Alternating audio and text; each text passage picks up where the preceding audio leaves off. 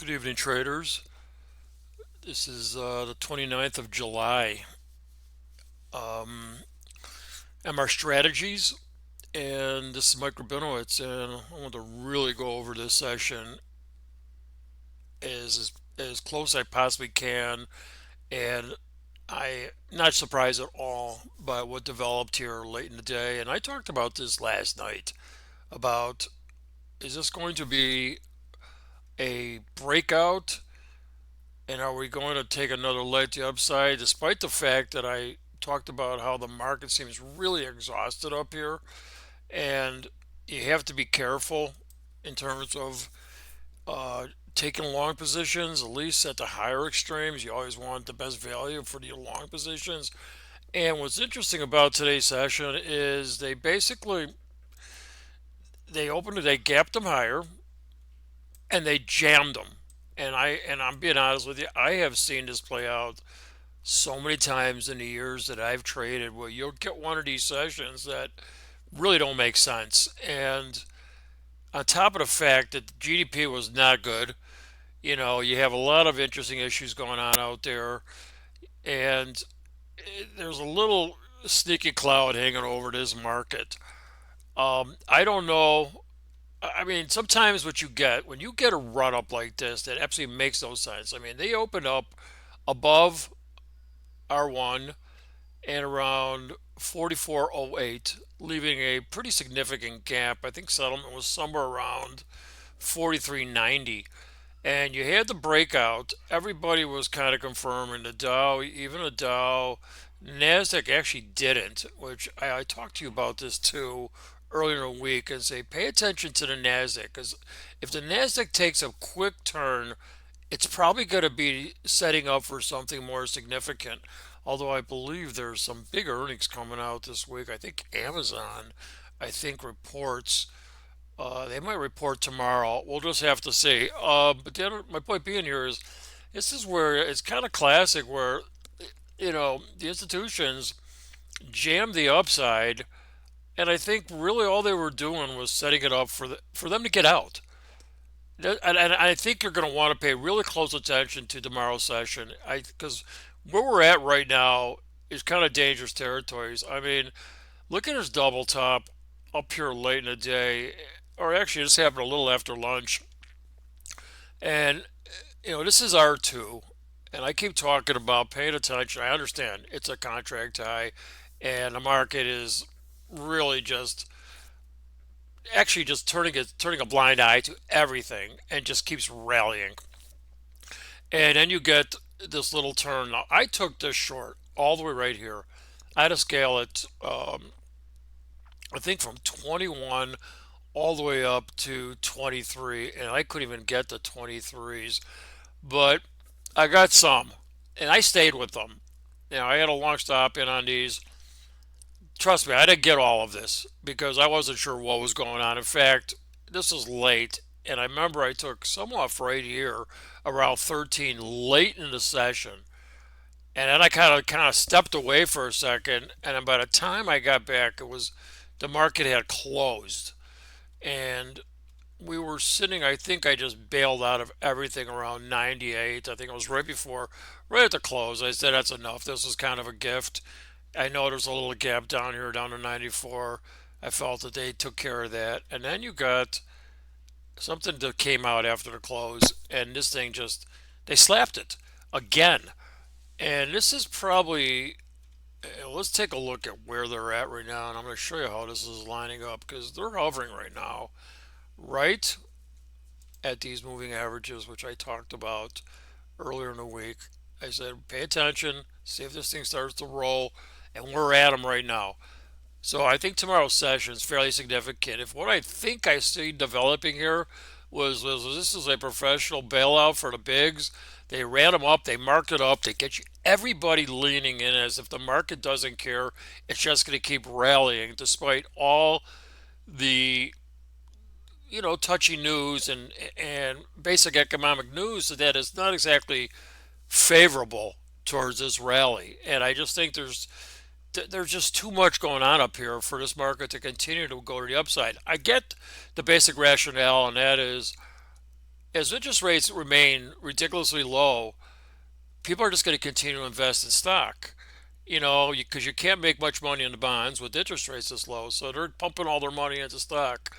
Sooner or later, that transition is going to turn the tide, and you're just going to want to pay attention to it. I'm not sitting here calling out a big sell off, but I'm saying these are usually the first signs of something is amiss in the market. So pay close attention tomorrow. Let's take a look at everybody else here. You can see the Nasdaq's rolled, and they rolled into these moving averages again. And this is what I was looking for when they were starting to show this little decline. And then see how they kind of jacked them up, got everybody in, and look, we're right. They're right back here, right back here. And you're going to want to pay attention. So I think this is the number you want to watch in the Nasdaq is 14.7. I'm just going to call it 750. It's only another 100 points. And I'm going to want to see how that hold this trend line, and then whether or not the ES. Well, here's the Dow. The Dow needs to hold this 34.8 down to about 34.7. Anything under 34.7, I think this market could start getting some steam to the downside. And when you bring into the ES, and we're sitting right now, this low where we're sitting right now is the 9MA and or the 18 with the 9 or 18 underneath it at about 60. And I really felt it. Anything in my early analysis on Tuesday was anything under 43.50, and I think they're going to start jumping on it a little bit, and they're going to probably ram it down to some of these trend lines. Most likely, it's going to come back down to the 50 if it picks up steam. You're just going to have to watch it. Don't get too out of shape with what I'm saying here. I'm just saying this is a pretty interesting session. How they just rammed them up with the GDP number and not being favorable, and basically holding them up. They just basically fought the entire session all day until about 12:30 when they could no longer get through R2. It was extended, it was exhausted. It's probably just general profit taken. I mean, look at this move. This went from 44.22 straight down to, this is a 25 handle break. So, this is a bailout. These are people getting out. As to whether or not it'll continue, we're just going to have to see. I mean, here's another double top sell off post close. I mean, this is another 20 plus handles. I mean, this is kind of panic selling. So we're just going to have to see. I don't know. We're just going to have to see. I mean, you could just see. Look at this. All institutional selling. In fact, I like this. Just take a look at what was going on at R2 and whether or not it was providing a flare. Not much really until you got this triple top up here. It kind of hung up here between 10 and 12, and none of it really made sense. And sometimes on days like this is how they lure you in, and it's one of those lazy rallies that just keeps going. And honestly, you got to think about it. I mean, we're at the contract high, and here they are, gapping higher, rolling higher, staying higher, and none of it makes really sense. And they took advantage of it, and they slammed it, and they took tons of profit off. Whether or not it's a complete bailout of positions, I just don't know. I'm fairly certain you got some uncertainty up here, and people are nervous, and any week longs are going to start taking money off the table because you just don't want to get caught in any type of reversal in this market right now.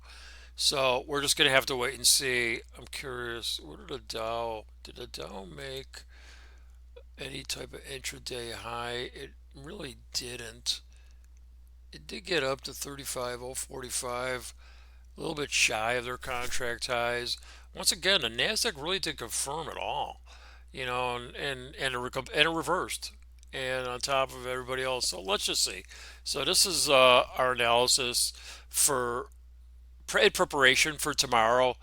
So pay close attention to it. I mean, really, if we get a rough session tomorrow, it doesn't bode well going into the weekend. So we're going to really want to see what the big money wants to say. Are people going to be start getting a little nervous about holding their long positions over the weekend? And will people start jumping onto this and just nobody wants to be vulnerable to these to this rally, maybe running out of gas. So let's just see, guys. Don't want to get your don't want to fill your head with too much analysis. By the end of the day, this is a rollover in all three markets. So let's just see what happens tomorrow. Once again, there's MR Strategies on the 29th. Not only that, it's the end of the month. So this is going to get pretty interesting. Tomorrow's the last session of this month. So it could be quite interesting in terms of what they want to do and whether or not they're going to maybe hold it up a little more, one more rally to kind of get everybody suckered back in and then drop the hammer. I just don't know. So we're gonna have to see, guys. I got excited about this because it creates volatility, and volatility is what we want as traders. These swings, as wide as they are complicated, but they're tradable, and there's opportunity, and that's all you want as a trader. You just want the risk, you want the volatility to kick in a little bit, and it just creates so many opportunities as a trader. So if you want to feel free to reach out to me, MLBINO at AOL.com. I'm more glad to talk to you about all of this and or anything insight into trading, opening up accounts. Once again, I will repeat, I am going to go live with this by mid August, so I'm probably going to need a little feedback and or if anybody's interested in maybe joining the room and getting on board, seeing what it's about as a trader, or maybe if you have been trading, something to take your game to another level and or a different approach to what you're trading with now. So have a great night. Talk to you guys tomorrow.